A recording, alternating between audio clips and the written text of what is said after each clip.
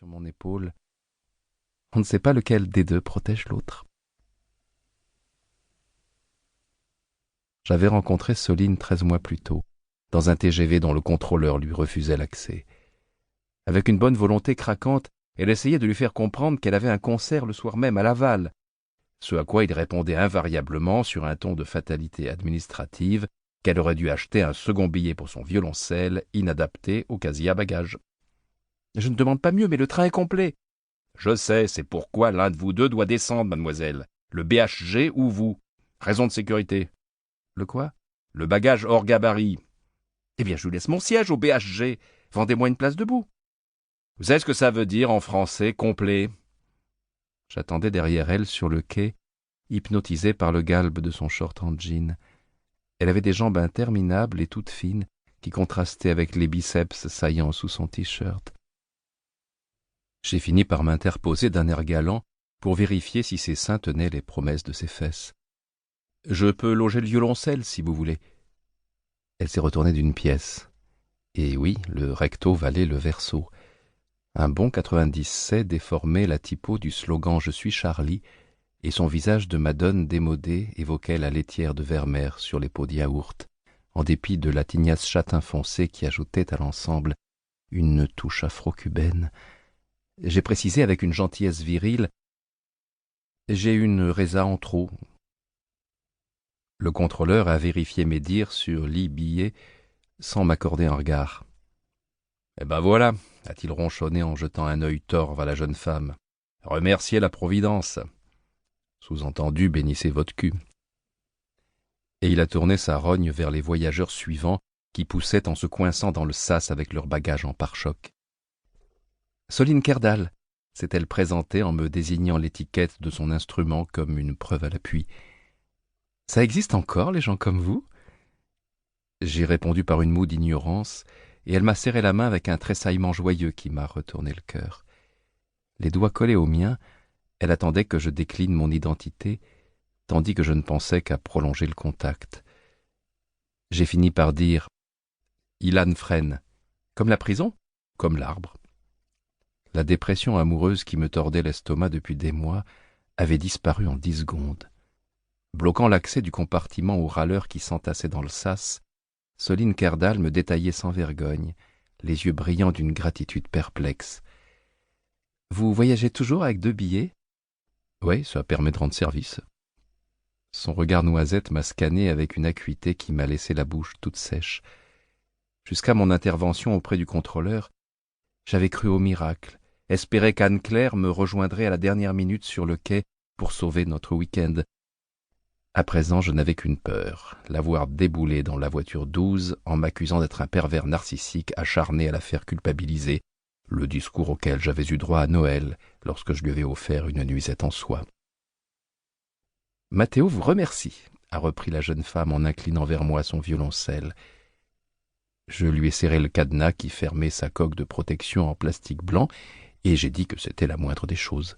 « C'est un gaufrilaire », m'a-t-elle révélé à voix basse. En effet, ai-je commenté dans le doute avec une mimique d'expert. « Fabriqué à Venise en 1701 », a-t-elle enchaîné sur le même ton avant de mouiller son doigt pour effacer une trace noire sur le plastique laqué. Une telle solennité dans la confidence laissait clairement entendre que je pouvais être fier du bénéficiaire de ma résa en trop. Le mouvement de son doigt sur la coque donnait à ses seins une ondulation exquise que je pouvais admirer à loisir, tant elle était concentrée sur la tache de cambouis. Avec un vrai soulagement, j'ai entendu l'annonce du départ imminent et la fermeture automatique des portes. Elle a dit « C'est sympa que vous soyez mélomane ». J'ai retiré mes yeux des voyelles de Charlie et, par instinct, j'ai augmenté mon capital de sympathie en diminuant mon mérite. En fait, ma copine venait de me larguer et son billet n'était pas remboursable. « J'ai de la chance », s'est-elle réjouie. Je veux dire, je suis désolé. J'ai murmuré qu'il n'y avait pas de quoi, avec une sincérité un peu trop flagrante qui trahissait l'émoi dans mon caleçon. « Je vois », a-t-elle souri. « Vous allez où ?»« Laval. »« Comme moi, c'est top. Vous êtes libre ce soir ? Je vous invite à mon récital, si vous n'êtes pas allergique à Gluck. » Tout en remontant l'allée derrière elle, j'ai dit que c'est moi qui étais chanceux. Elle n'a pas réagi. En réalité, je m'arrêtais au Mans et la nuitée de relais-château préachetée en promo Internet pour l'anniversaire d'Anne-Claire n'était pas plus remboursable que son billet. 5 minutes auparavant, j'étais encore dans l'état d'esprit de ne pas laisser perdre. À présent, je ne songeais qu'à gagner les faveurs d'une inconnue. J'ai désigné mes places d'un air conquérant, affichant à titre préventif un air de triomphe modeste. 35 et 36. Elle s'est fermée aussitôt. Club 4, a-t-elle soupiré sur un ton de reproche, fixant la table encombrée par le pique-nique des 2 autres occupants du compartiment vitré. Moi j'ai la 11, tant pis, je la garde. Je vous dois ? Elle a sorti son porte-monnaie. J'ai refusé qu'elle paye la place du violoncelle avec un léger contretemps à cause de l'éventail de préservatifs qui séparait ses billets de 10 et de 20 euros. Ma gêne lui a déclenché un petit sourire où la connivence en demi-teinte le disputait à la provocation narquoise. « Dois-je déduire de votre regard que vous préférez être payé en nature ?» J'ai fait le type à l'aise dans ces baskets à qui l'on propose la botte tous les quarts d'heure. Non, c'était un billet promo, je n'aurais pas la prétention. En revanche, si vous aviez la gentillesse... On a joué à celui qui ferait durer le plus longtemps ses points de suspension sans détourner les yeux. J'ai perdu. La gentillesse de quoi ? Asseyez-vous, merde, vous bloquez tout le monde, nous a lancé un voyageur obèse. Le violoncelle comprimé entre nous, on s'est tassé dans l'alcôve du Club 4 pour se faire écraser les orteils par les valises à roulettes. Le bout des doigts délicatement posé sur mon poignet, elle m'a ouvert son cœur d'un ton suave.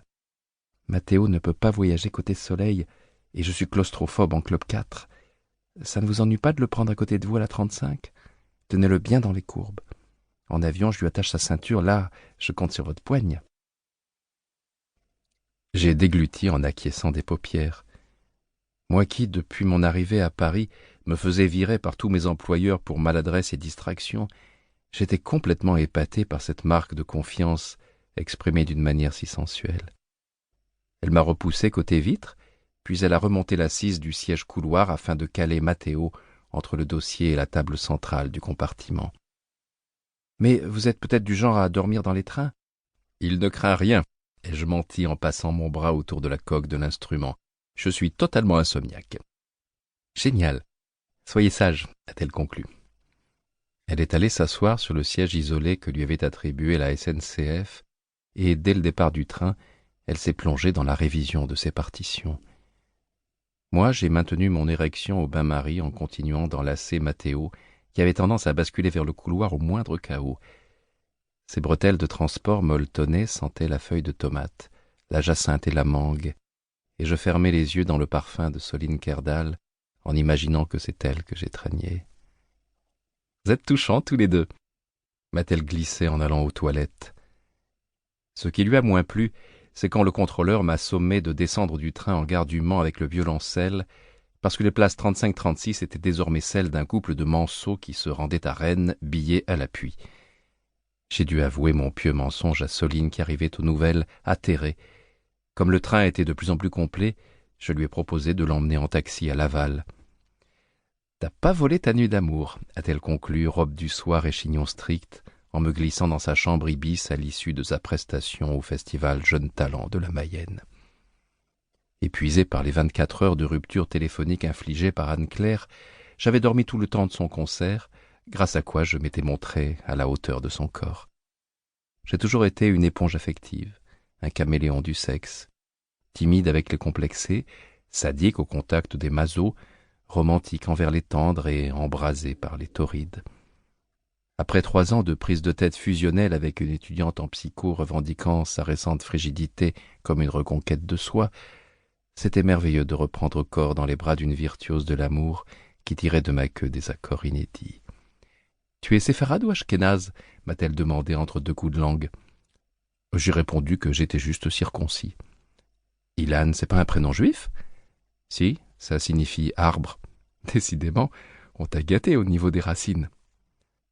Avec sobriété, je lui ai expliqué qu'en avril 1944, mes grands-parents maternels, collabos et prudents, avaient appelé leur fille Sarah. Ça ne leur a pas évité d'être fusillés à la Libération, mais ma mère, communiste dès l'âge de raison, a mis un point d'honneur à prolonger par devoir de mémoire cette fausse judaïté issue de la haine antisémite. Moi, je suis bretonne. To keep listening to this audiobook, I've left you a link in the description so you can do it, at no cost thanks to Audible's 30-day free trial.